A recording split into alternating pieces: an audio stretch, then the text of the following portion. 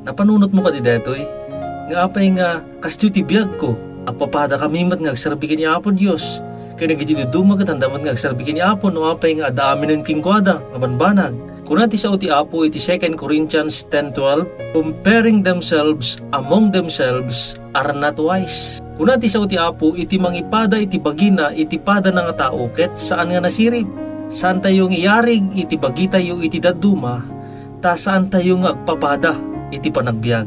Ken saan tayo nga pabasulan iti Apo no apay nga kastoy iti biag tayo. Ken no apay nga dagiti biag dagiti duma ket nanamayda.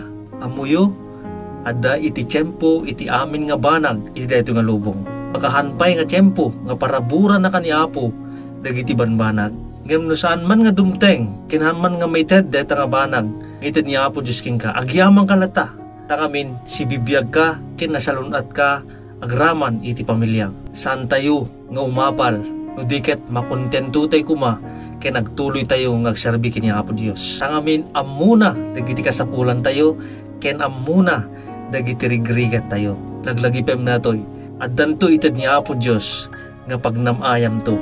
Ngem makitam tulat ta deta ken ma-realize mo tulat ta deta non nya deta basta lakid di aramidem iti pagragsakan iti Apo.